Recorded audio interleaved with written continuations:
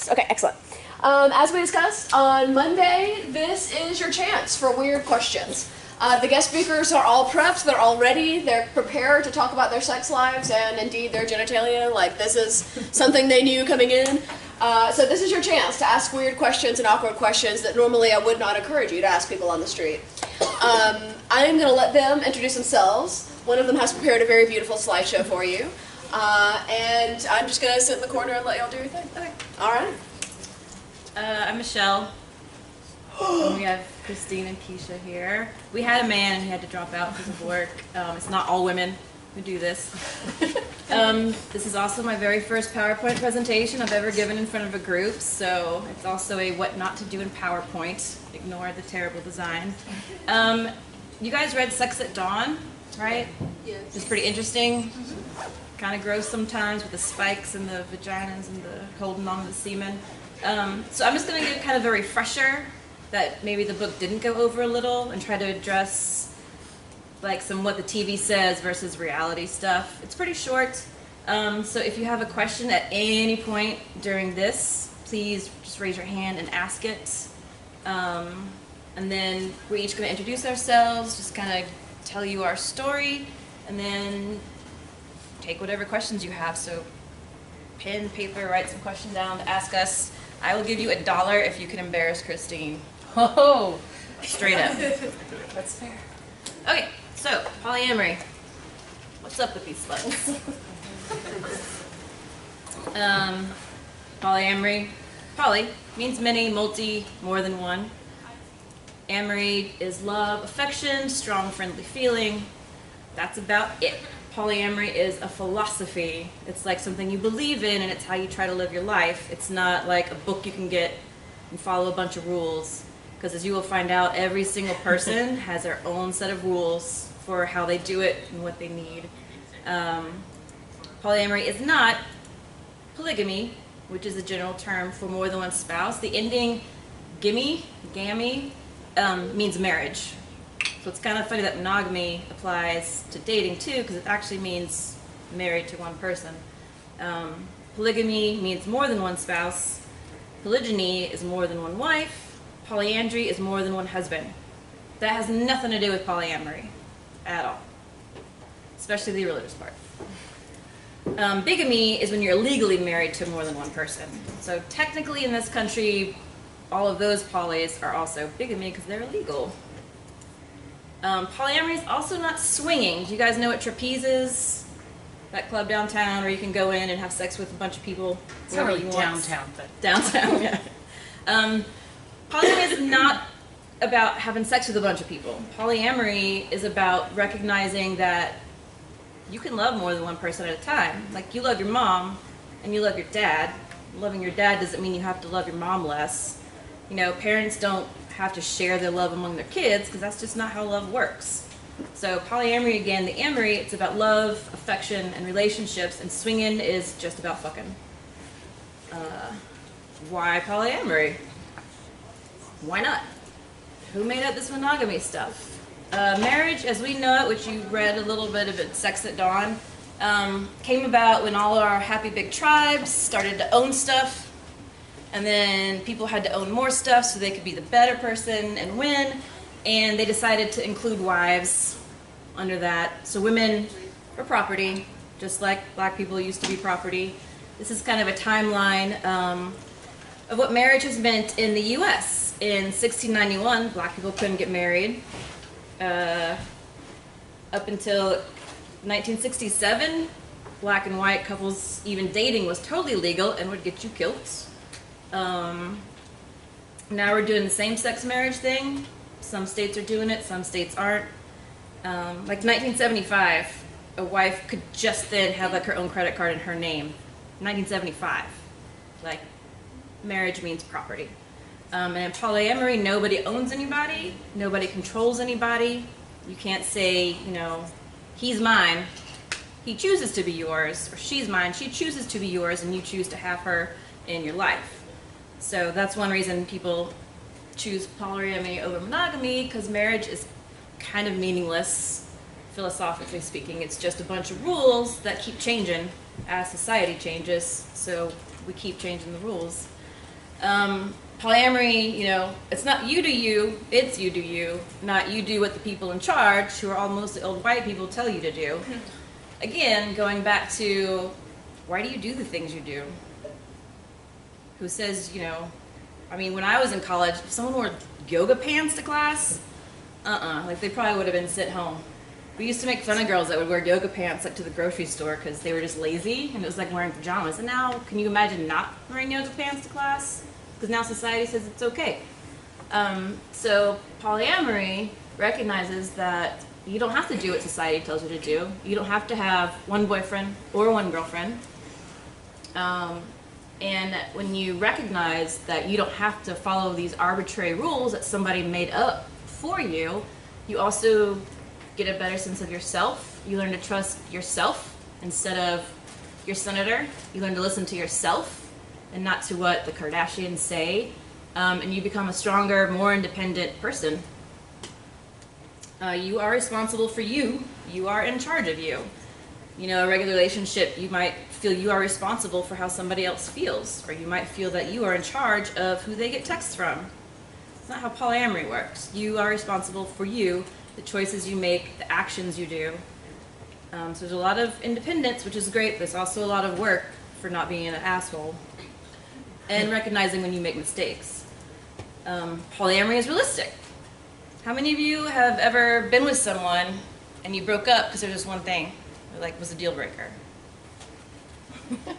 Yeah, like the way he ate his eggs at Waffle House, or the fact that he wanted kids and you didn't have kids, or didn't want to have kids.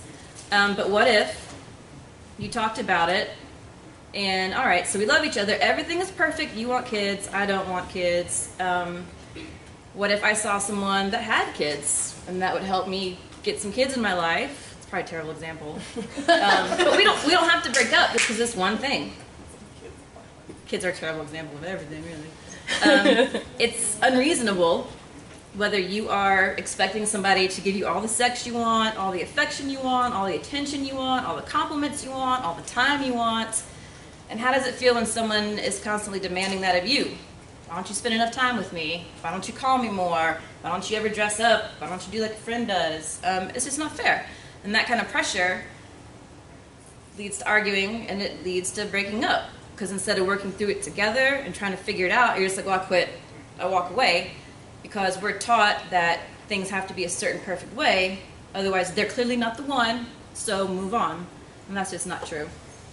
It's realistic because when you meet somebody and you're like, this is the hottest person ever, does that mean you don't ever find anybody else ever attractive again? No, because we're mammals at the end of the day. We have hormones, we have nerve endings, we are biologically wired to be attracted to people. So it's really unrealistic to say that once I marry this person, I'm never going to want to have sex with anybody again. And then if you do feel that way, then you're supposed to feel guilty. And you're supposed to feel bad about it. When you literally can't not do that. So why should you feel bad about something that you have zero control over? Now you can control, what you do about it. But realistically, you can't control who you're attracted to. So what's the point of making yourself feel bad about it? Polyamory says we are all complicated people, as you know, sexually, emotionally, how we feel from one day to the next. So when we try to deny all that, it's harmful to us, it's harmful to the people we love around us, and it's just pointless. It's a waste of time. I'm going to read this. It's a lot. Kimchi cuddles. Do you ever feel like we're being greedy for wanting more than one partner? Polyamory. Most people go into relationships expecting one person to fulfill all of their physical, emotional, social needs. The strain of that is really hard on the relationship. If you're unfulfilled in any way, it's easy to conclude you just haven't found the one. Since deep emotional connections and the loving touch are reserved only for who you're dating, if you're single, then you're not getting that stuff at all. Many people in our culture go through much of their lives starving for physical and emotional connections, so they get on Tinder and OkCupid just because they need that connection. It's not greedy to try to break away from that. It's a step towards having healthier, more authentic relationships. So you don't have to just be thirsty. Fuck all that, I'm too jealous. Well, jealousy, as I think you learned in Sex at Dawn, it's a biological emotion, reaction, just like being attracted to somebody is.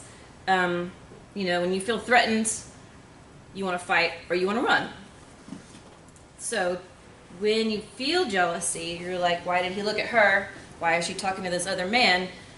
You want to blame it on them. You say, you are making me feel this way because of what you are doing. Really, it's you feeling that way because you're scared. You're scared they're going to leave you. You're scared somehow just because someone has longer hair, your partner's going to stop loving you. You feel threatened that someone's going to take what you think you own when you don't own them. You feel threatened that they're going to take your partner's time or attention.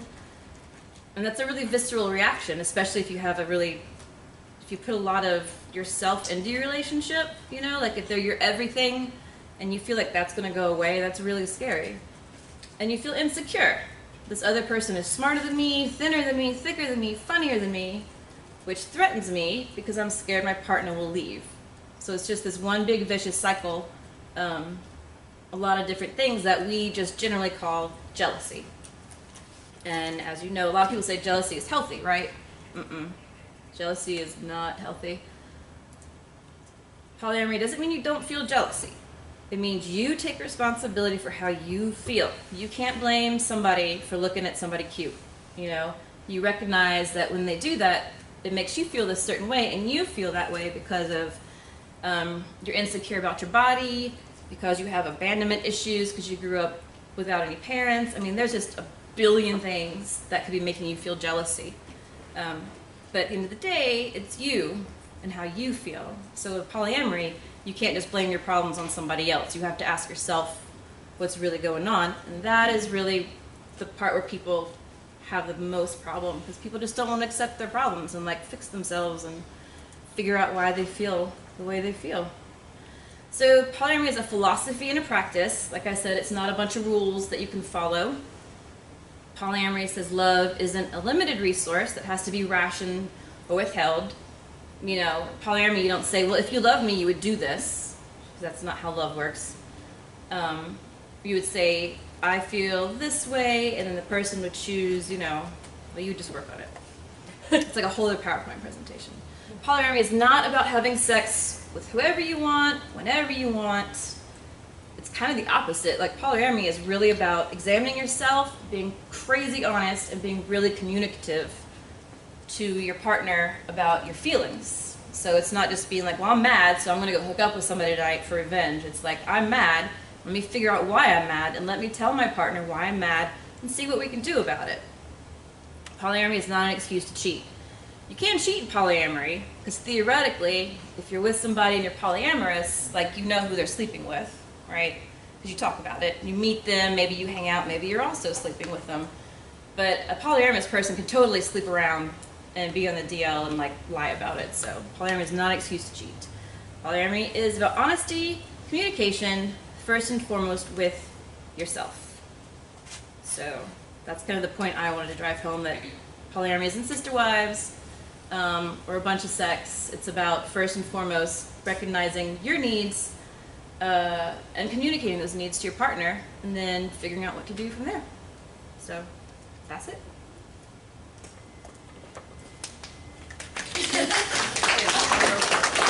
Does anybody have any questions?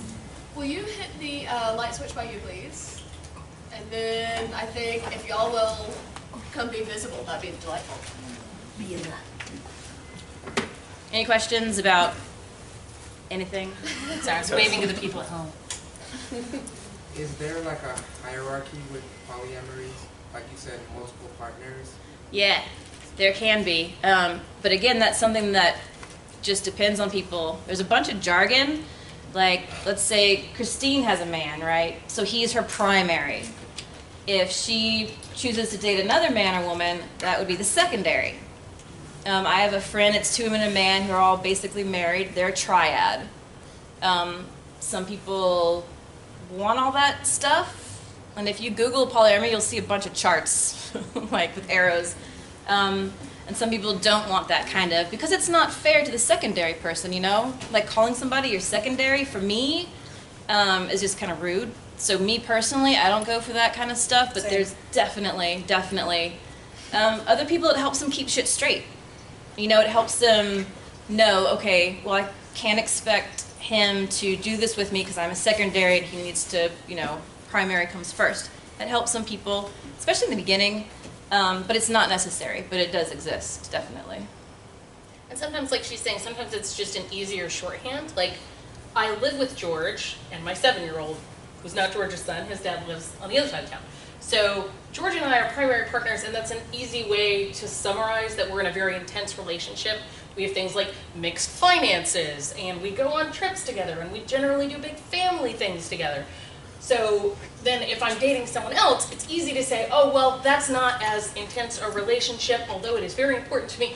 You end up having this long thing, so often it's easier to say, well, that's more of a secondary relationship, it's not as intense right now.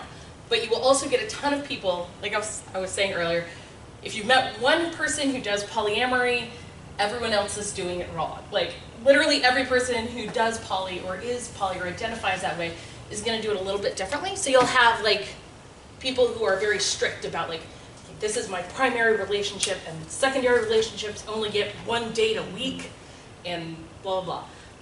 Going back to just, like, the very basic idea of polyamory, it also comes back to relationships being based on communicated agreements.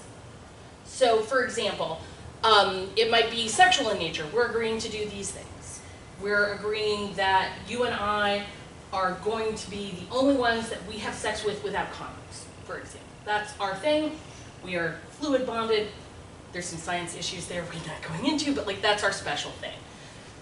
Whereas in my other relationships, I might always use a condom for everything. Intercourse, oral sex, whatever it might be. It also could be, like, for example, my boyfriend is super healthy and fit, and he loves to go hiking, and I hate hiking. It's so boring. I just hate it. So an example would be when we started dating, he had a friend that he would go hiking with, and they would spend, like, all Saturday together. And, you know, if that happened on TV, I would have to be really jealous, right? Like, why is he spending this whole day with this woman? Like, what are they doing? But I know that they're going hiking, and whether they hold hands, whether they make out, has zero to do with me and him at the end of the day. And it's nice for me, because I don't have to feel guilty that I hate hiking. I don't have to force myself to go on hikes and then end up crying because I'm so out of shape. And he gets to go do something he gets to do, you know? So it doesn't necessarily have to be about sex. It's also, you know, Amory's affection and friendship. So it also means recognizing that your partner can be super good friends with somebody else on a really deep emotional level. Whereas usually TV, you know, they call it an emotional affair. You heard that term? And that's just, it's an affair. It's cheating, right? Because they're, like, telling somebody else their feelings, when really you're only supposed to tell your partner your feelings. It's kind of dumb, right? So it's not just about sex. Did you practice polyamory with your son's father, or was it something new for you once you left that relationship? That's a fun, long question. So long story very short, we rewind to Christine's childhood. I grew up a conservative Seventh-day Adventist Christian, went to Seventh-day Adventist college, met my future husband at 19, and we were both good, you know, Christian conservative people, and we were going to be in this monogamous relationship because that's the way we've been raised, to tell us to do it this way. If you know, go to college and you get married and then you make babies, you will live happily ever after. That's how it works. Put these things in, you get this stuff out. So we dated for 5 years. We got married. Another 5 or 6 years later, lots of infertility issues. We have a son. A couple years after that, we decided to look at exploring our relationship in a more open way. Why? What? Why? Great question. So every fall, we would read a book together. It was like one of our things. I've always been an information nerd, so, like, I want to read all the things. I want to incorporate that in my life. I want to reflect and think of it. Anybody heard of the book I Kissed Dating Goodbye? No. Oh, It's a Christian story. book. It's a really good Christian book about why you shouldn't date at all. You should just, like, Wait for that one person. wait for the one person and not, like, kiss them until you're wedding. Anyway, but, like, I would read these books and I would reflect, and so we got to talking about it. And one of the questions it asked is, if your partner were to cheat, what part of that would hurt you the most? Is it the idea, is it the mental picture of your partner having sex with someone else? Is it the idea that your partner loves someone possibly differently or more than you? Is it the idea that your partner lied to you? both of us were like, but like, they lied to me. We've been best friends since we were 19. Like, that's harsh. So, spoiler alert. So we open our relationship. I read all the things. I meet lots of people. I only knew one person who was openly in an open relationship. I knew her from my breastfeeding group, which I realize is weird, but it's the only person I knew. So I contacted her, and she was like, well, you should come to some events and like meet some burner people. Getting ahead of myself. But there are these huge overlaps of groups, right? Like burner people, like Burning That means Man. people that go to Burning Man stuff. So there's like burner people. And there's nerdy, geeky Wait a people. minute, what is Burning Man? Okay, it's a big art festival held every year out in Nevada. It's like 70,000 people from all over the world come, and it's like sculptures and just, it's a big, like a festival, but it's not a festival. Right. Kinda. That's a good short story. It's like Polly, every person you ask about Burning Man is going to give you a different answer. So. No, so there's a big overlap with like geeky, nerdy community. You guys know about Dragon Con, you live in Atlanta, right? Yeah. Like there's cosplayers and some people who are really intense into that. So there's like people who do that all the time. Or burlesque community has a large overlap. So it tends to center around people who are very open-minded in some way, tend to overlap in all these categories. So she was like, come meet some people. So we met some people, we read a lot. We decided to give it a try. It went really well, actually. We both still identify as poly. We decided that we weren't necessarily in love and we're a great match for each other anymore. And that's sad and hard because there's also a lot of stuff attached to that of, I thought he was the one. Like if I just did this one relationship right, I would be happy. And we should be able to meet each other's needs if we just try hard enough, if we just work on it enough and communicate it enough, then we can be everything for each other. And I really bought that. That was my jam.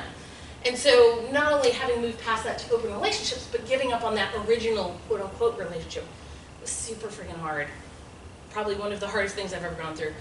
Spoiler alert, turns out a year into our marriage he started banging other dudes, but but we didn't know that at the time, and that didn't have to do with us becoming open. But you could say that it forced him to examine himself and Yes. figure out what he needed. And if you look back, if he told me a year into our marriage, A, I'm attracted to dudes, and B, I would like to bang multiple people, those both would have been horrifying to young, good Christian me, right? Like, the idea, I mean, yeah, I think girls are pretty, but that's kind of culturally okay, right? Like, girls can kind of have this, like, interest in other girls, but guys can't like other guys. That's gay, and gay is bad. And so us both learning to identify as bisexual and being okay with that idea of being attracted to people as people rather than necessarily a person inside a box was kind of important. And yeah, I wouldn't have been accepting of him at the time. So it's easy to say, yeah, that sucks, but yeah, I would have broken up with him and probably entered into another good Christian monogamous relationship, and who knows. But instead I get to be super slutty and learn all about myself. And being slutty isn't necessarily the same as being poly. Like right now, I was joking, I was like, I'm functionally monogamous. I'm only actively on the regular having sex with one guy. That's weird. So I identify with George being my home relationship, is what I like to call it rather than primary. But I also have another serious relationship with my best friend that in the real world, people wouldn't consider a relationship. She and I have been super close for years. And in the poly community, I would identify her as a platonic partner. Like, we don't have sex. I don't want to see her naughty bits. But we are super close. We help raise each other's kids. We both went through a divorce. We both did all these things. And if she calls me in the middle of the night, I'm going to be there. The same way you think of, like, family, yeah. That's what that relationship is to me. So while it's not sexual, because of polyamory, because I think consciously about my relationships and go about them with some intention, I think of that as an important relationship. When I'm making plans for my life, I think, how is that going to affect Lisa? How is that going to affect George? And of course, most importantly, how's that going to affect my son? But, sorry, I rambled again. That's fine. I wanted to actually, sorry. Well, just touching on that, so how do you differentiate that kind of relationship from like a best friend? Because it kind of sounds the same, right? Yes, so, and I would probably say for me, they are the same in this case. I have several other close friends. Well, when I think about what I'm going to do with my life, I don't think about my best friend. That's true. Like you just said, if you had to make a decision, like if you were going to move or something, you would think about George, your son, and her. And I'd be like, I'm going where I need to go. So that's definitely taking, Yeah, it's kind of a step beyond. that's like, kind of the intention that polyamory puts on the relationships you choose to have with other people, you know? and definitely as a parent being involved in someone else's kids' lives. Like, that's always been a big thing for me with poly, because when we started poly, my son was very young, he was 2 or 3. And that creates its own set of weird things, right? Like, how do you, in your brain, you're like, how are you gonna describe mommy's boyfriend? Like, this is daddy and this is mommy's boyfriend and daddy's girlfriend. This all sounds really super complicated. As it turns out, kids are wicked good at that kind of stuff. They're like, oh yeah, you said daddy's boyfriend, daddy's girlfriend, great, fine, whatever. And then it just comes down to the same way you would be dating as a single parent in a lot of ways. Of when do I let them meet my child, under what circumstances, what is okay, what is not okay. There's a big difference between we're all meeting at this event and hanging out together, and at what point does that person spend the night in my home while my child is present, right? Like there's, again, these kind of unwritten levels, but with Lisa also, choosing to intentionally be involved in the lives of someone and the lives of their children is a big step if you think about it. Like, yeah, they're just my best friend, but also like, when Stacia has an IEP meeting for her sensory issues, I want to go to that meeting. Just in the same way, often people would think of like an aunt or another person involved. I'm going to be there for those kids. Oftentimes we have godparent relationships that are similar to that in many communities of, I'm going to be an intentional, additional adult person in that life. So there's kind of that overlap. I wanted to go back to the point about hierarchy and polyamory. Like, I am not for that. And that's just me. Yeah. Because I'm marginalized enough in my life as it is. Right. Like, I don't want it in my relationships. And what I mean by that is, you know, I was actually dating a guy who had a partner who had a plethora of rules for me being the new person coming into their orbit. And it was like, you can't talk to him on Sunday, and that's our day. You can't come over except for once a month. And like, it was just, and it made me feel lesser than as a partner and just as a person, you know. Because like, it ain't right. yeah, like, I mean, a lot of people practice poly that way, but for me, there's a line between, are you poly or are you just open monogamous? Like, are you just in a monogamous relationship with rules that you're allowing like other people to come in or like fuck other people, essentially? Because again, So- the basic of poly is just having a lot of good relationships with people that you're open and honest about.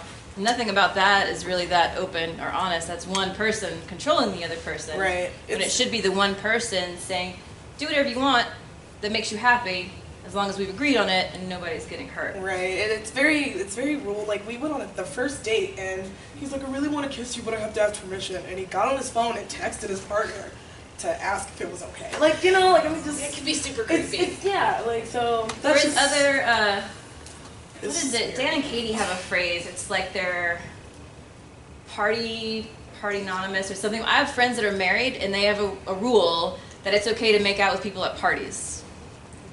They don't ever date them, but they don't. They would, I guess, if they met somebody. But you know, they don't have to ask permission if they're like drunk at a party and they want to. You know, sometimes that moment just happens and it's fun and it doesn't mean anything. It's just fun. Yeah. So that's like the opposite kind of that. Yeah, and I have 2 partners, and I'm currently dating a 3rd person.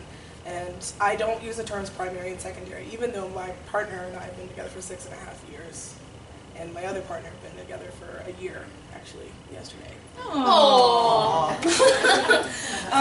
But I don't refer to Owen as my secondary because it's a different type of a relationship. Why is he lesser than? Because he happened to meet me at a different time in my life. Or That's a his. good point. You know what I mean?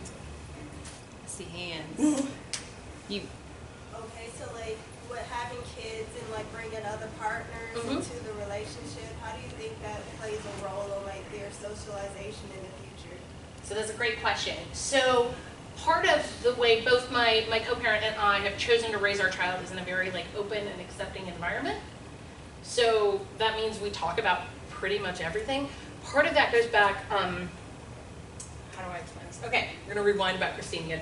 So I went into social work, went into child welfare, worked a lot with that, worked for Department of Family and Children's Services for a while, went back and got my master's degree in social work. But part of what really stuck with me when I was working for DFACS, children who are involved in inappropriate relationships, be they sexual or physical, those kinds of things, one of their biggest problems is being able to verbalize consent.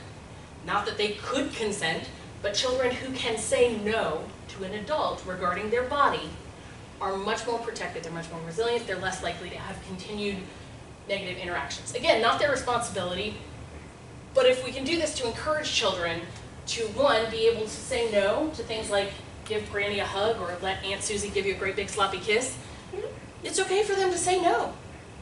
They're not being rude, they're not being hateful. It's okay to say like, oh, I prefer a wave, or those kinds of things. My kid has sensory issues, so that's a whole other extra ballgame.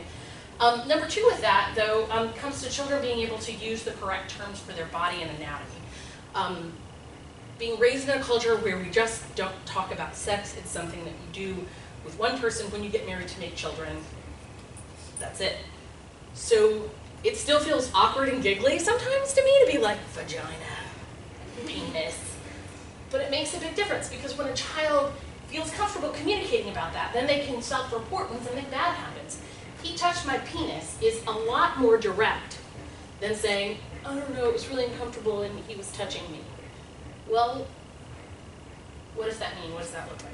So part of, in raising a child with poly stuff around is also in a really sex-positive, open environment, that he has adult friends who are trans and queer and gender fluid and people who look like you would say a cisgender typical male, got a beard, they're big and burly, wears a skirt a lot, like that's just how that person chooses to identify. So he's knowing those kinds of people.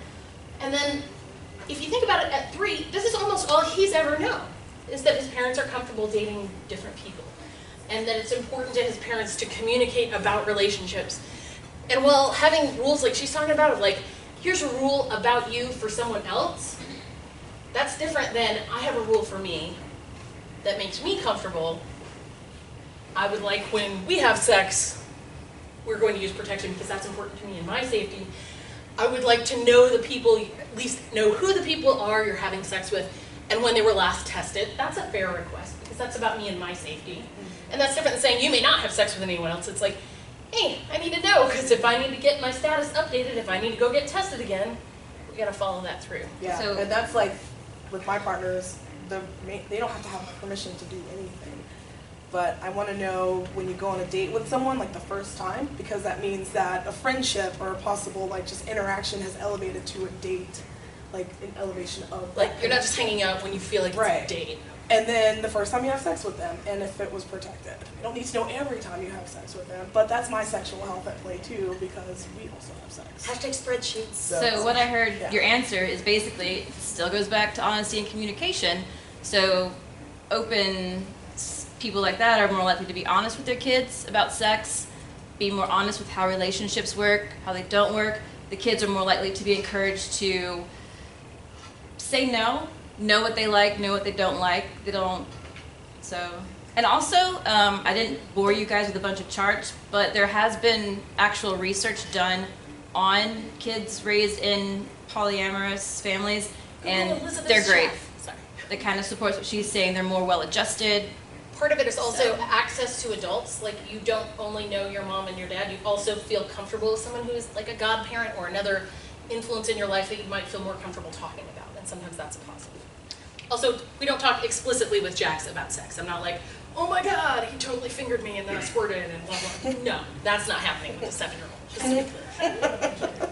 How do each one of you manage time between your partners, and do you not think that that creates a hierarchy? Like, it's not said, but the more time you spend with someone, Sure. that's your... Right, love's not limited, but time is. Right. I'll go first because my answer is super short. I consider myself ethically non-monogamous because I don't like the poly stuff. They talk too much. They're like vegans, you know, how the joke is like vegans will tell you they're vegan, or CrossFit people like will tell you they're CrossFit. Poly people will tell you they're poly. And tomorrow actually is mine and Taylor's 4-year anniversary. Aww. And we were open when we met because he liked somebody else and I wasn't necessary to be like this dude I just met. I'm not seeing anybody else. But he was like several months in, I want to be monogamous, this is too much work. And he only had one other woman. And now we're choosing to be monogamous, but it's on the table. Like if I met somebody or he met somebody, we'd totally talk about it. It wouldn't be anything to hide. and we could, oh, I guess we are, I don't know, hate labels. But so my answer would be I don't do it. Because and then I watch all my other friends like get tired about it. So I'm like, sometimes monogamy is just easier. You know, you can believe in this stuff, and you can believe it's okay, and you can believe it's right. You don't have to do it though. So Yeah, you don't actually have to be dating anyone to identify as polyamorous. we decided this worked best for us, so that's what we're doing. And if that changes, then instead of me having to hide the fact that I like somebody or cheat on him, I can just be like, hey, I met this dude at trivia, and he's hot, and he asked me out, and I want to go. And then we just take it from there. You got 4? Google calendars. It's rough. I have 2 partners and a person I'm dating who's probably going to be a partner, so 3. And I live with one of them, and then one might be moving in, so there's going to be a lot of talk. So you have harem, basically. But also we're all kind of like independent, like and a little bit introverted, so we kind of want time to ourselves. So there's not this need of like, hang out with me like 3 times a week and all of that. Like, because my partner Owen has a partner and they spend time with them, you know, like, and Nathan, my nesting partner is what I call it. I don't call it a primary partner because we live together. Like, partner, nesting partner, I like it. Yeah. You know, he does his thing.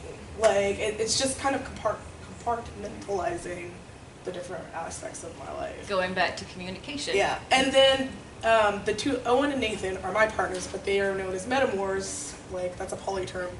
And As opposed to a paramour, someone I'm dating, metamor is someone, the person I'm dating is dating. So let's say See what I'm talking Michelle, about? sorry, I wanted to call you something else. Michelle and I are both dating, so then even if I'm not dating Michelle, we're metamors. We have sort of a relationship by proxy. Through, We have a connection. through me. And they both love professional wrestling. So, like, Owen will come over and they'll just, like, sit and talk about wrestling, and I'm just over here like, all right, like, you know, they're cool with each other. And a lot of people think that's weird. It's like, you know, like, oh, well, how do you feel about, you know, like, being friends with this guy when he's, like, doing your girlfriend? It's like, it's fine. I mean, it's fine. I'm not possessive. I don't own her. Like, that's usually what he says. Like, she's not my property. She's able to do what she wants because those are the boundaries in our relationship. And I care about her, and I want her to be happy. Right. If this makes her happy, who am I to say you can't do this? Right. So, It's just choosing to put more happiness into the world. yeah. To wrap up real quick, we are not missing your question. But yes, Google Calendars is like magic. I don't know how people were able to balance multiple poly relationships easily before we had technology, because that does allow for a lot of that, of like, hey, we have tickets to go see whatever. A lot of times when I was dating 3 or 4 people at once, it was easiest to say, hey, Tuesday is going to be our date night. And that might mean going out and doing something, or it might mean going in, but just like, hey, ahead of time on the calendar, I call Tuesdays. And if, you know, next week is your other partner's birthday is on a Tuesday, that's cool, we can rearrange. But it's kind of that, like, having a plan, kind of like in more traditional monogamous relationships, they'll say, like, don't forget to have a date night. Like, when you have kids, don't forget to have a date night, keep that relationship alive. So it's intentionality. The other phrase we often say is, for every 10 minutes of sex a poly person has, there are 10 hours of communication. How did you feel about that? How do I feel about that? What could we do to make everyone be able to feel more blah, blah, blah, blah. Like, all the talking is the short story. Communication. Communication, communication. And knowing what you want, and knowing that time is or isn't important to you. And being honest of like, hey, that is important to me. I need to have a standard date night. Or hey, as long as I get to talk on the phone every couple of weeks, I'm cool. And when we see each other, we'll bang. Like, sometimes the relationships are more casual, sometimes more intense. Because often part of what poly is that idea of I'm getting different things from different relationships. Instead of this person is my sexual everything and my board game partner and the guy I go on canoe trips with. It's like, hey, don't like hiking? Don't gotta do hiking. I love sushi, which is hilarious because I'm a filthy vegetarian and I don't eat fish. But I love sushi. And so like, I have a friend that I go to sushi with because none of my partners like sushi. So, is she next, or is there somebody over here? All right, you know your question. Go ahead. I was just gonna say, so with that being said, would you say because we're all multi-dimensional and have this like, we just have so many different elements to it. So with what you just said, would you say that they, like, each person fulfills those different elements, or you find that they're satisfying the whole type of dimension? That's a great question. So sometimes it's like a specific area where I feel like that one person is meeting most of a need. In my case, when Michelle cleverly offered you $1, I have a really high sex drive, like super high, and that's not okay culturally because I'm a chick. Chicks are supposed to like agree occasionally to do it. So part of my part was like, okay, if I have 4 partners, then I can have sex 6 or 7 times a week, which makes me very happy and makes my partner, who really only wants to have sex once a week or so, also happy because now he's not feeling like he's not a man enough for me. Because that's not really true. That's about my needs and like what I want to have happen. That does get complicated again, spreadsheets, who was tested when by, yeah. That's There's a lot actually there. like how I got into poly. My partner and I, Nathan, 6 years, we'd been dating for a couple of years, and he just started going through some personal things, and the sex fell off. And I also am a very like sexual person, and it started to become a problem. But just that aspect of our relationship. Everything else was great, and it's just like, I don't really want to break up with this person because we're not having sex, but I need to have sex. So we need to talk about this, because I don't, our relationship is great other than that. And we decided to open up the relationship. It was really weird and rough for the first year. It was a learning experience. Yeah, there's a big learning curve there. Yeah, and we kind of like had to find out what worked for each of us and our comfort levels, and yeah, it worked out that way. That's how I ended up being in it, because my needs weren't being met in my monogamous relationship. And polyamory is not going to fix everything, you know, because if you just start sleeping with other people and not talking about why you're sleeping with other people. Right. It wasn't even like necessarily a fix. It was just like, because we were great. We had a great relationship. Because you want to stay together and work through this one problem. But why should this one problem ruin everything else? And I would have cheated on him, and I didn't want to do that. Probably most of us came the same way, because I had been with someone for a couple of years, and I started going to some events and meeting poly people. The first poly people I met was actually a family. It's a husband and wife and their 3 kids. And of course it was weird, and I was like, oh, these are just some hippies, whatever. Also true. And kind of like Christine, like when I want to learn something, I read everything. So I just started reading and figuring out, I learned what it meant, what it doesn't mean, the history of, you know, why is marriage a man and a woman, and what's a dowry? And I also, he was like my 3rd or 4th serious relationship, and I was just never fucking happy. Like I got bored. Didn't matter how much I loved them, it didn't matter how great things were going, I was just bored. So because I was bored, I never cheated like sexually, but if I was at a party or a show or something and like somebody wanted to make out, I'd totally make out with them, which to society is cheating, right? And it could be the lead singer of a band that I would never see again. But I couldn't tell him that, you know, because that's cheating. Whereas a polyamorous relationship, he could have been super excited for me because I had fun, you know, and I was happy. I came home bouncing like, oh, this hot dude wanted to make out with me. And he could be like, that's awesome. Not, oh my God, how could you do this today? Compersion. I was gonna say, new vocabulary word. Compersion. So it just made sense to me. It's really, really hard because I had to figure out, I was also a really jealous person because I was possessive, because having people attracted to me made me feel better. So if they're attracted to me and then they think someone else is cute, that made me feel like I was less attractive, and that's not true, you know? So we broke up because he wasn't into it, and I'm still not very good at it, mostly because I'm also an introvert, and I just don't feel the need to prove what I believe. Like a lot of poly people are like, I'm not poly if I don't have 3 or 4 things going on.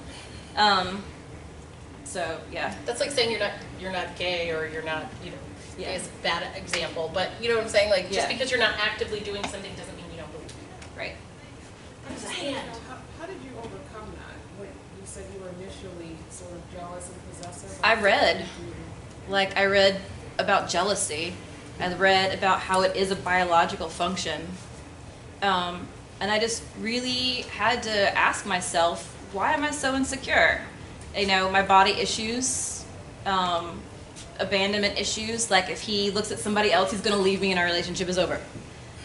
And I had that going on, while at the same time, I knew that every single time I'd done something with somebody else that was cheating, it had nothing to do with anything. Nothing. So it just took years of learning about myself and honestly practice. Do you know what cognitive behavioral therapy is?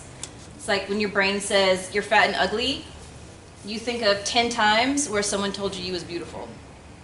So eventually you retrain your brain. I mean, that's a real thing. You can retrain your thoughts. You can retrain how you react to things.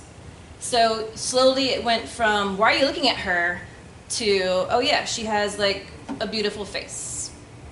And it took a lot of talking on my part to be like, I feel this way and I just need you to know. There's nothing you can do about it. I just need you to know that I feel like I'm acting like a bitch right now because I have this innate response happening because you were talking to a girl at a party, you know?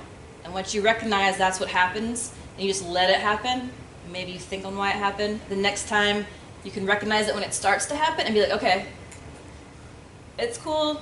I think other people are hot. He can think other people are hot. And just keep practicing. Practicing and learning and communicating.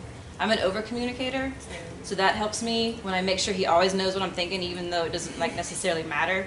It just helps me stay on track. And remember, you know, jealousy is just this thing that you can, it'll fade away. You can work on it, you can diminish it, but it does take a lot of practice. It happens too. You know, Owen was telling me he was going on a date with someone and I had that twinge, like, okay, like he's gonna start hanging out with this person more than me and I only get to see him a couple of times a week as it is and blah blah blah, and I talked to him about it. Like, I first talked to myself about it to see why I was feeling that way, and it was the abandonment part of it.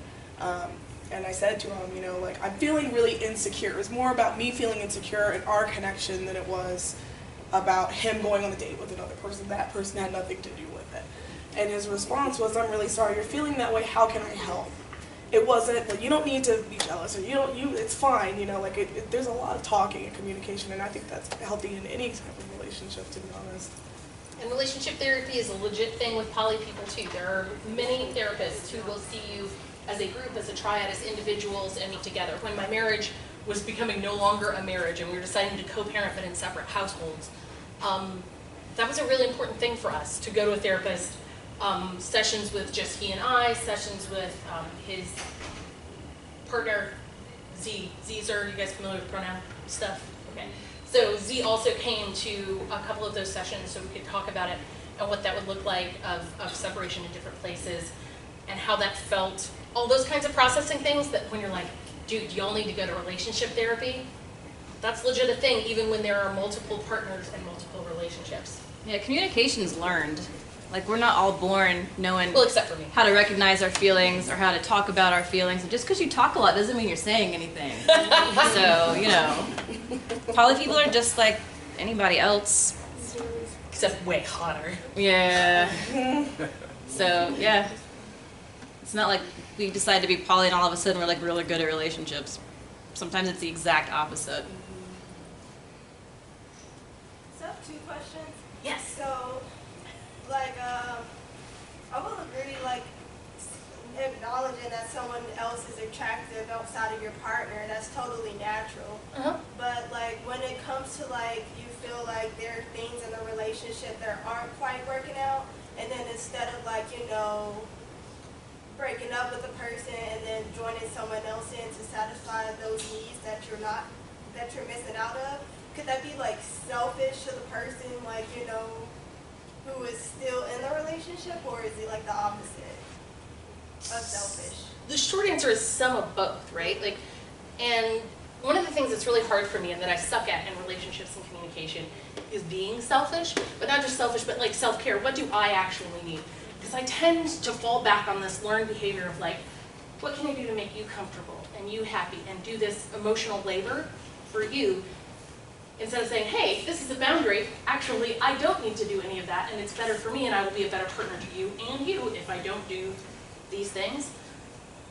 But it can be tricky when, like you're saying, I need to be out of this relationship with this person to get my needs met somewhere else.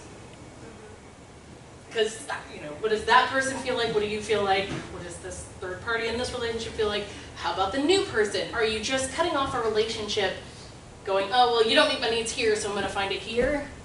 Because that's not healthy either. You're not really looking at, you know, what is it you need and why. So the answer is communication. I mean, yeah, poly people break up all the time. They Yeah. get divorced. Yeah. I mean, at the end of the day, if you start dating someone and find out they're an asshole, you don't try to convince them not to be. You just break up with them. Or you know? sometimes, yeah, like, it's weird too, though. George jokes all the time. He's never been in a poly or open relationship before.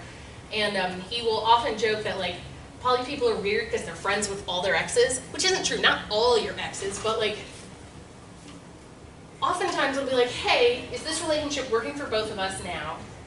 Does it continue to do that? And oftentimes I'll have a breakup that's more about time commitments than it is necessarily about whether this relationship is working. It's like, you know what, we really can't see each other enough. It's a lot of work. We're both feeling stressed out about making this relationship work. Do we need it to work like this, or can we take a step back? Can we move back to being just friends? Maybe we stop having sex and being romantic with each other, and we just be friends for now. And can we make that happen? And that's weird because society doesn't have a script for that shit. Right? Like, you're not used to being like, hey, we were in love and had a lot of sex, and now we're gonna not do those things, but we're still gonna like hang out and watch wrestling. Like, it's weird, and it's weird for everybody. I've never done that. Like, once I break up with someone, they're gone. Michelle's like, out of my life.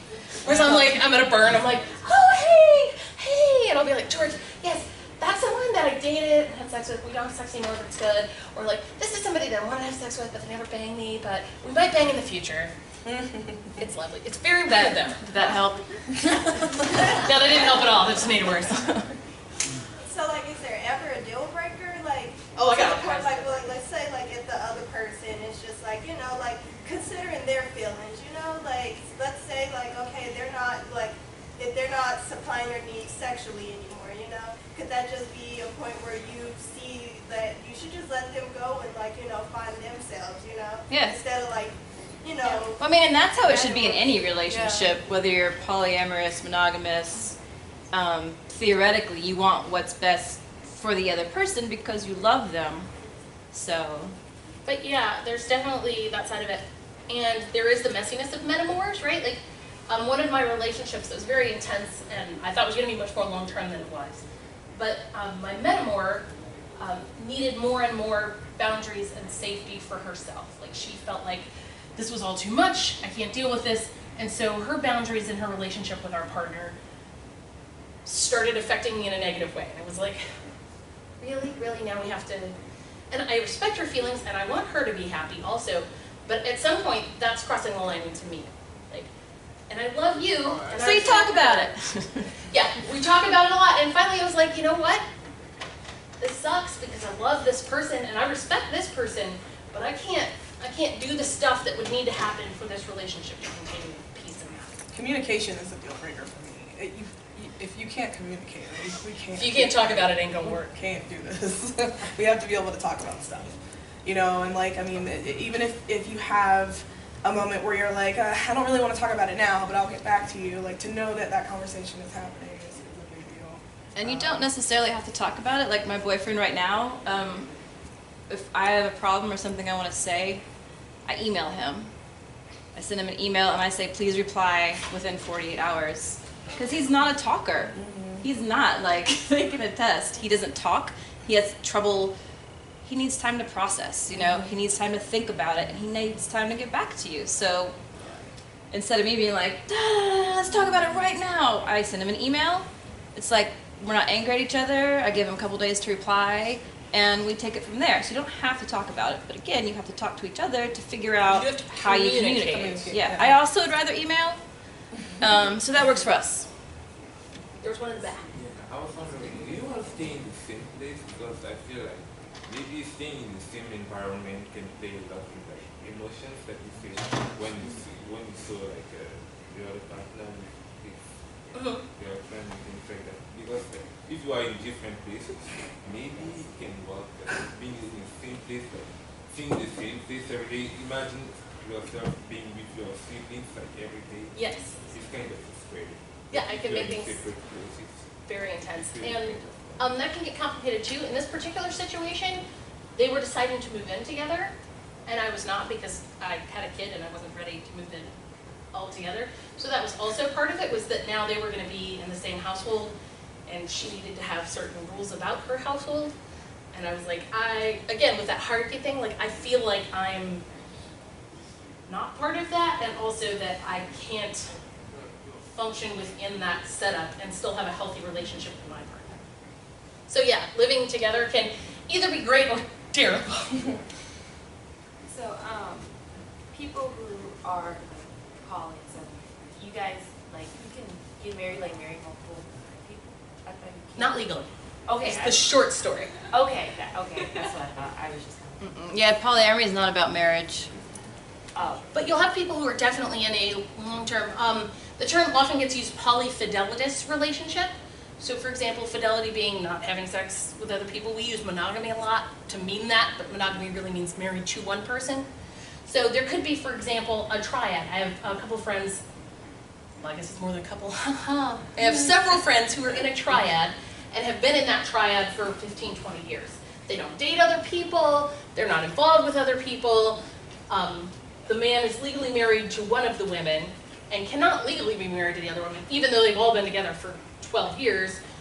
The way our society works is marriage is this legal financial contract, but they're definitely together in a committed relationship. You probably knew people before gay marriage was legal who'd been in this relationship that everyone would have considered married for 30 years, but until the government says, check, then it doesn't count. So yeah, it can present in a lot of ways. That helped. If you keep coming over so I can see you. So like, with this being like a patriarchal society, like, have you guys experienced anyone who might have like fetishes for people who are down to have like open relationships or Oh, heck sexual yes. experiences? Well, I mean, it's like the dude she was talking about. Like, some people use poly as an excuse to, like, have a harem without really believing. I mean, we say poly doesn't have rules, but there are the rules of everybody should know what everybody else, you know, everybody should be in agreement on what's happening. Everyone should be a consenting adult. So some people will take that and be like, oh, I'm poly, and then they're just complete, they have all these rules. Or these women are like, I'm poly, and they really just want one man. But Or they're doing it because they want, their man wants to be open. And Yeah. so they're like, well, I guess I need to, you know, jump on board with this or he'll leave me. And so that creates that possessiveness in like another relationship that her boyfriend might try to have with someone else. Because she really doesn't want it. She just doesn't want him to leave. Yeah. So. Again, huge overlap in communities. The kink fetish community has a huge overlap with polyamory. Sometimes swingers, we talk about how that's different, that's more about sex. Poly people are like, no, we're gonna love each other, we might not even have sex. Swingers being like, let's have sex but don't fall in love. But again, there's that big overlap. And that can get really complicated when you get into stuff like a DS relationship, dominant, submissive. There's, again, contracts and rules. And that's part of the attraction and the sexual turn-on for the people involved in that relationship. And then, you know, that can, again, make things even more complicated. But yeah, there are definitely people who are like, dude, I want to have a threesome with a couple of hot chicks. Let's do that. We're poly now. I mean, there's nothing to pet peeve. I'd be on OKC and I'd get a message from a guy, right? Fine, great, cool. Everybody's profile, blah, blah. Oh, how long have you and your wife been poly? Oh, we've been poly about 1.5 years, but she doesn't know yet. Oh, no. You are using that word. It does not mean what you think it means. You are a cheating asshole. Yeah, I don't think there's really anything you can necessarily fetishize about it, but you can definitely use it to get away with stuff you shouldn't be doing. Yeah, there was a guy that I met one night at a bar, and he, you know, was asking a friend of mine about me, and she's like, oh yeah, she's got a boyfriend, but she's poly, and you know, she dates people, and you know, he and I started talking and hanging out, and we ended up hooking up a couple of times, and come to find out, like, he wasn't poly, he just said that he was, so he could hook up with me and not tell his girlfriend about it, like, and that kind of sucked for me, because you're just, you know, manipulating me based on my lifestyle, like, based on the fact that, like, I have partners that know about you, that know that I slept with you, but you use that to get what you wanted, like, do you know what I mean? And it's just, so people do that, like you were saying. So, do you like refrain from telling people that you're poly, like when you first meet them, so that doesn't happen? So yes and no, right? Like, because here's the other side of poly. It's not, quote, normal. It's not, quote, mainstream. It's typically, if I was going to, like, make up in my head the poly person, it's going to be probably white, probably middle upper class. It takes resources to be polyamorous actively. Think about it. When you're a single mom and you're working the hustle, like, you don't have time to date at all, much less date 3 different dudes. Like, that's a lot going on. So it tends to be something that is inherently privileged.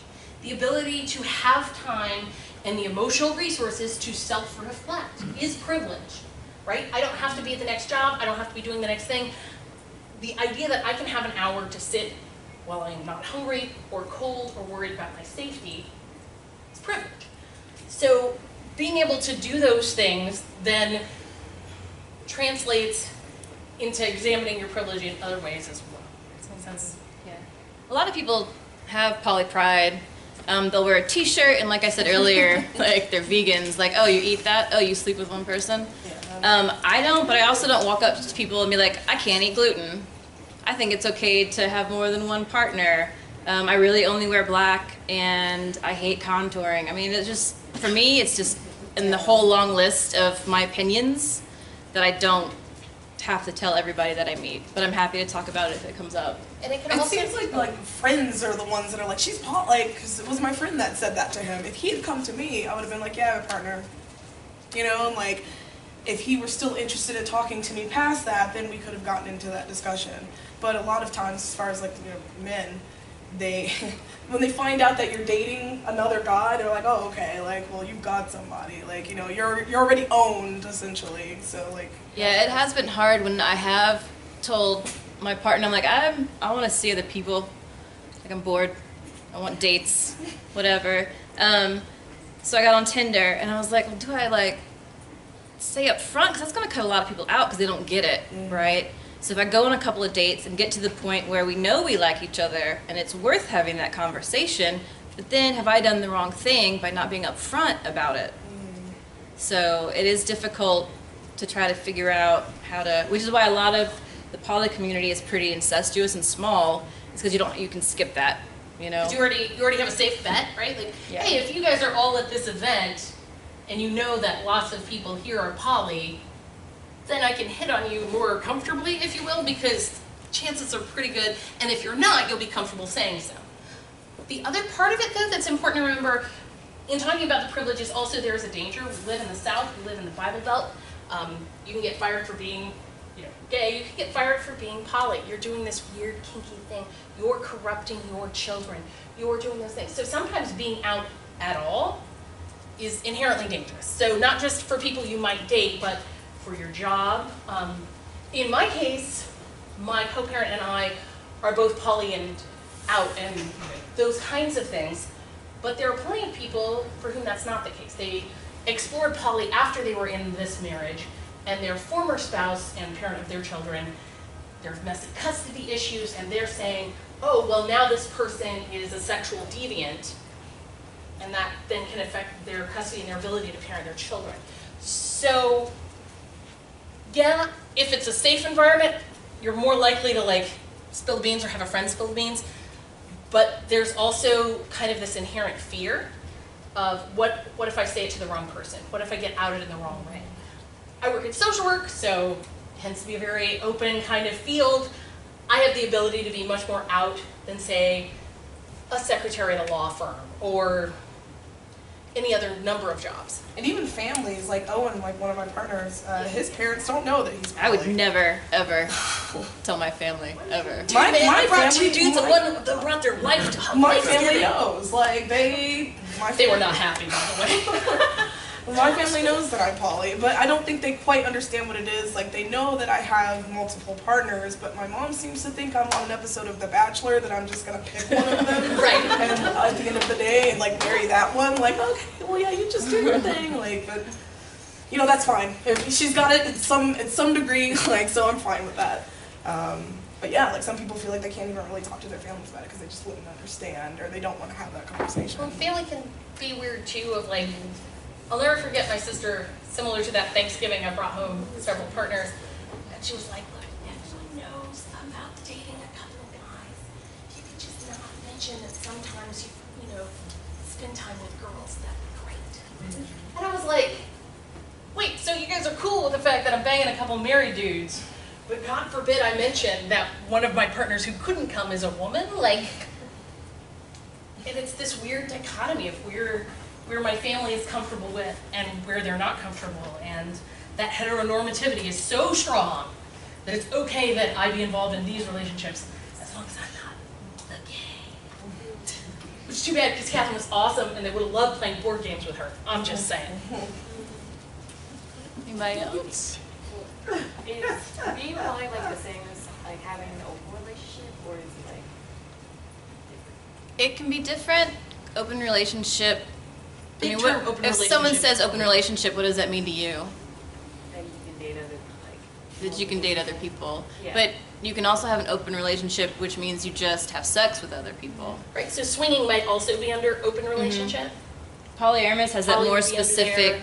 it's about So it's being like- able to date and be romantically and emotionally attached to one people. So open relationship is kind of like the big umbrella. Yeah. Mhm. Okay. But often they get used interchangeably, so. And I think nowadays it seems open relationship seems to become more of the more of the sleazy thing to say, sort of like, oh, I'm in an open relationship, so it's fine if I have sex with you because we're open. But it doesn't really say anything if you say you're open. If you say we're swingers, that indicates that you go out and you have sex when you want to with other people. And if you say I'm poly, that indicates that you want more than just sex. So open, Sometimes. at least to us, doesn't necessarily mean anything. And to other people, maybe they just haven't figured out how to define their open relationship. So, And again, it comes down to labels, and labels are hard and messy, and personal opinion, like I prefer, if it comes up, I say I'm an ethical non-monogamist. I don't say I'm poly. I think ethical non-monogamy just kind of speaks for itself, and then I don't have a bunch of explaining to do. Like, no, it doesn't mean I have a bunch of husbands, or no, it doesn't mean this, that. I just say ethical non-monogamist, because it means I'm a non-monogamist who's ethical about it. So, that's just me, though. although you might be poly and also super slutty and sleep around a lot. That was my jam for a while, so. But again, my partners knew about that. It was consenting and open, and you know, that was one of our agreements. We knew that I might meet someone, I want to have super happy, fun, sexy times. And before the next time I have sex with you again, I'm going to let you know. So I have this big spreadsheet of like, okay, I had sex with Bob on July 25th. The last time he was tested was in May.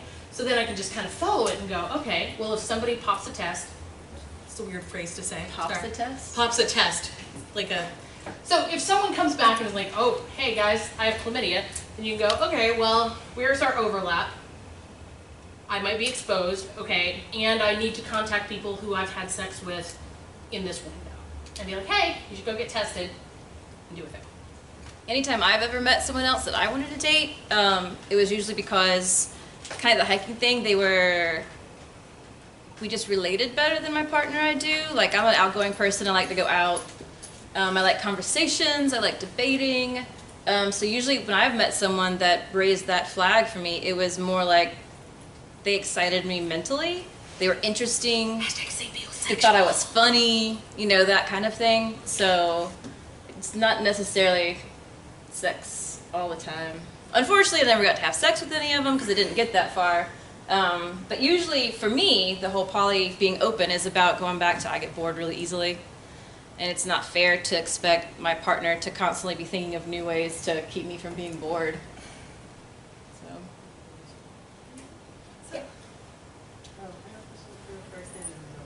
My name's Keisha, I'm sorry. Okay, so I have a question because I think like polyamory and like being open and stuff like that and being in love with people all the time is a good thing. So how does it feel to be like black and poly? That's a I great don't question. meet a lot of black poly. Yeah, there. Not a lot of us Not a out lot there. of us. Yeah. I mean, I don't know. Like, it's kind of hard to say. It's my partners are white. Like, and it's because it seems like a lot of black people just aren't into the idea of having multiples. You're like, I'm sorry.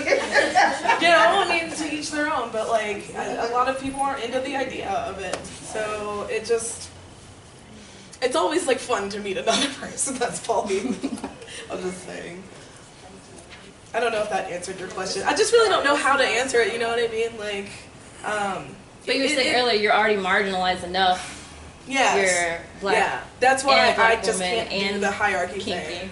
Because I'm kinky, I'm black, I'm bisexual, I'm a woman. Like, so if you got all that shit going on in your relationship, do not bring it over here. Because I got enough going on without relationships as it is. You know. So.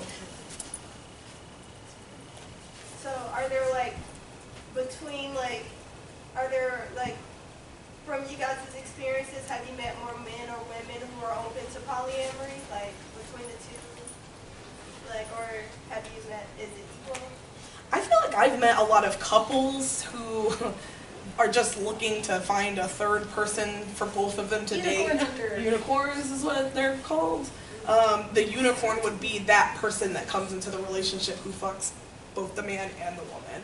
But then that person ends up being marginalized because there's always this couple here and then they're down here and they just kind of rotate between the two of them.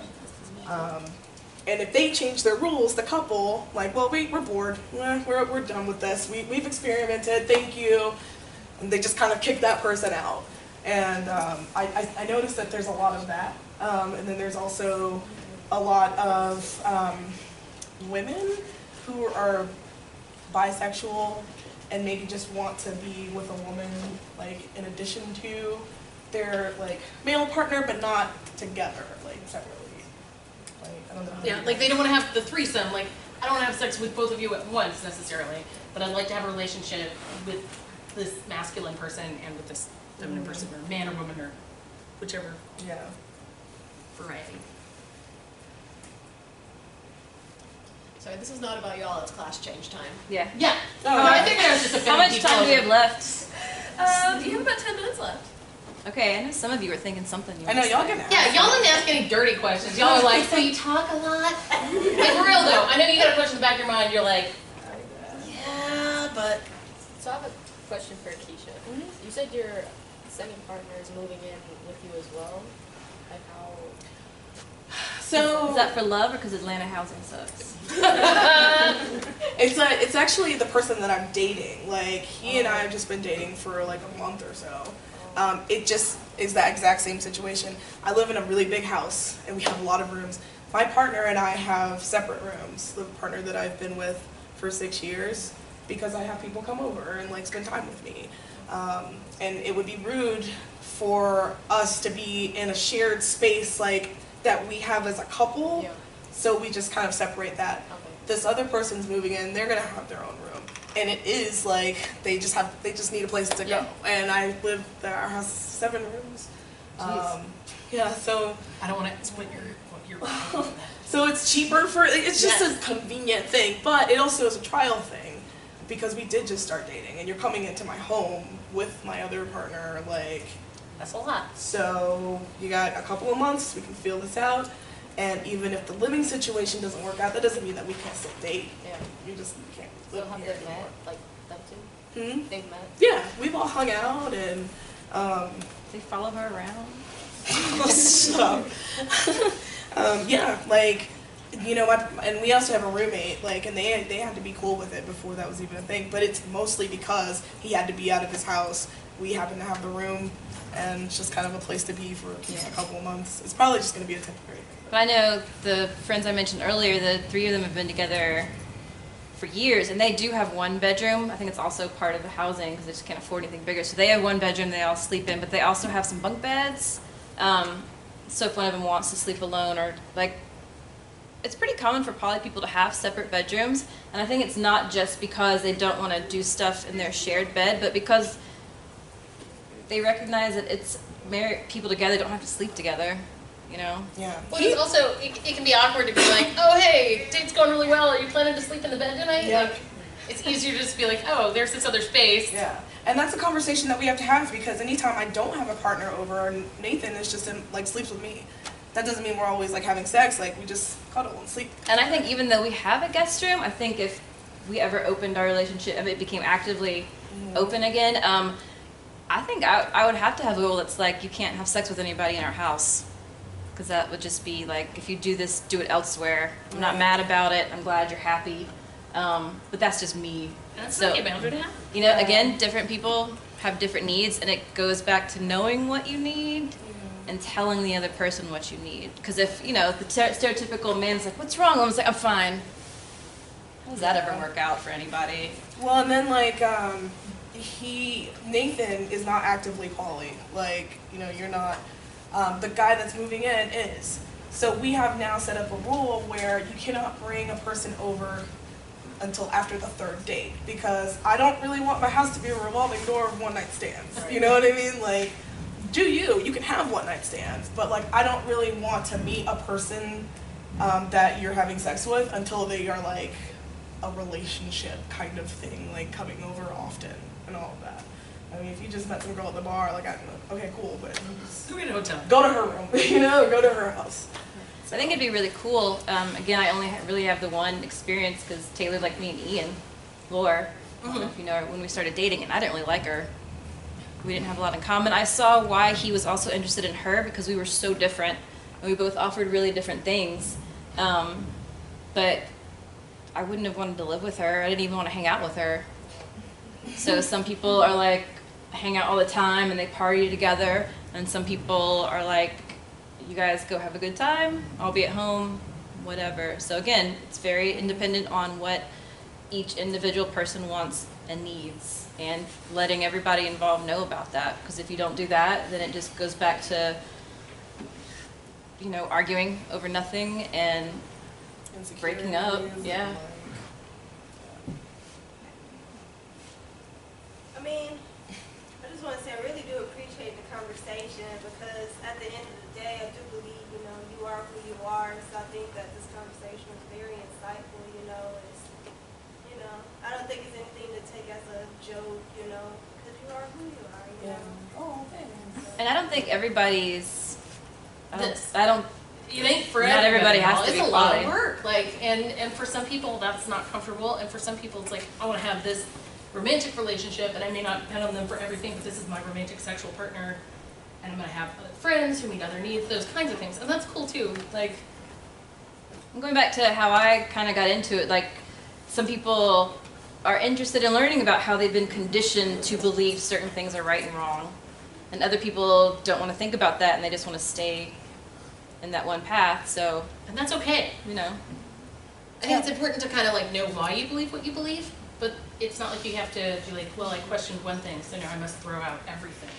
and something personal for me that I found interesting is the couples that I first met, I think in 2004 or 5, that were the first people I heard about poly from.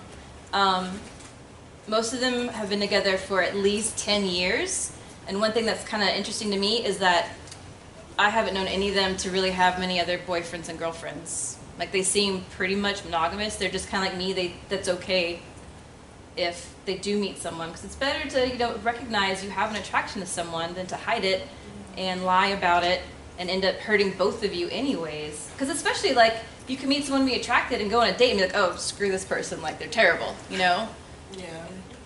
I think it's like important to think about, like, why is divorce such a big thing too? You know, like, people, like, the divorce rate is ridiculous, you know, and it's because I feel that people get into monogamous marriages and they get bored, or they meet somebody, or they cheat, and Or they get 10, 15 years older and they're just not, and they're the, not same the same person person, they were when they you were know, 20. and rather than like feel that you have to kind of sneak away and do all these things, you know, behind a person's back whom you love, like, just talk about it and work it out, you know, like. Honestly, a My lot of mom's been times when I married have 5 talked times, about it, when I'm not like, interested I in just want to it. have coffee Yeah. with you after, because she is like, oh girl. sometimes just, yeah. Sometimes I know a even lot just of talking senses about here. it can help, you know? Just acknowledging the fact that sometimes people do feel attracted to other people. You know, it's kind of the elephant in the room in a relationship. So even if you don't try it out, even if you don't want to try it out, even sometimes just saying, I feel this way, and acknowledging that you guys aren't always going to agree and this is going to happen, but you don't have to go with it, you know? Yeah, you don't. There's a difference between experiencing a feeling or an attraction and taking action on that. Especially if you can recognize, you know, like I said, like usually when I meet someone else I'm attracted to, it's very specific reasons why. Like, they stimulate me intellectually. which my boyfriend's super smart, but he's just not a talker. You know, he doesn't like trivia, stuff like that. So I can recognize that there's this thing that is attractive about other people, but it doesn't mean I have to date them. And letting Taylor know, like, this, I really like this guy, I think it's because we had this great conversation. Then he and I ended up having a conversation, and it kind of sparked something between us. And, you know, when you have a fight and you work it out, you feel really good, right, afterwards. So sometimes just talking about that is enough to make things better and strengthen your relationship, and you learn more about each other. So Yeah. the communication is definitely just something anybody should do. You should know why you have these negative, visceral reactions to outside stimuli you can't control. And once you start to recognize your trigger points, then you can let other people know. You know, like, I feel really bad about myself when you talk to, like, some skinny girl with muscles because she's skinny and has muscles and I don't, you know? So. If you know that about a partner and, like, you know, they see you talking to a person like that makes you feel insecure, like, Sure. no, So to, it like, might check mean, like, in with that person. because if I tell him that, then maybe he makes an effort to, like, smile at me across Right. the room, or he makes an effort to, like, wave me over to include me in the conversation, you know? I see you, I acknowledge you, you're important, you matter. But the opposite, otherwise I would have, like, not told him that and just, like, been mad about it and stewed about it, and that would have taken a really negative direction. So, at the end of the day. Any last questions before we release them? I just want, like, is there any way you guys could, because I know you said that you guys read a lot, like, about, like, the polyamory stuff, and I don't know if you could send our professor, like, different books to read, because I just... Sure, like a reading list? You have chosen poorly. Yeah, and I also... bet she already knows much, but... I'd be happy to pass on your suggestions, Yeah, then, if totally. you want to write something down. I can Stories from the polycule, you can read cute quotes from my kid. Yeah, because it can be overwhelming if you Google it, too. Oh, Yeah, that's what I figured. Because then you, I feel y'all like, would get know. everybody's. And a lot of the first stuff is all the stuff that makes money. You know, it's not necessarily the most accurate or educational, it's just the most sensational. Like, this woman has 2 husbands and they have a lot of sex, so that doesn't have anything to do about how to think about being poly or start. So yeah, because again, you know, even if you want to be monogamous, just learning the process of communication is going to help any relationship, no matter how many people are involved in it. So that's kind of what started for me when I started looking into poly, was I also got really better at communicating my needs to my monogamous partner in that effort to work on this, because we were the ones, right? Didn't end up that way, but at least I got some help in trying. And when we did break up, I could feel better about ending it, you know, because I knew for sure that we had tried. We just weren't the one, because maybe there isn't a one for everybody. So I'll definitely send Lanier some stuff. Yeah. Dr. Basenberg. Like they say, 1 in a million, that means there's 7,000 out there. Yeah. Question, okay, if you, like, for, sorry, I don't know your Christine. Christine, okay, so since you have, like, children and your other partners also have children, what type of things do they, like, say? Because I'm sure, like, children say funny things about stuff that they're, like, even if they're familiar with it, they'll still say something pretty funny. So my absolute favorite, Jax was explaining to a friend, which was, the friend also knew, the child was also had poly parents, but Jax was explaining when he was like 4 or 5, and he was like, well, it's like when you gotta have a lot of love in your heart, and like, some people like to have love for lots of people, or like Granny just only wants to have love for grandfather, but if you decide you don't want to have love for many people, then you get mono. Mono, poly, yeah, you keep using that word, but yeah.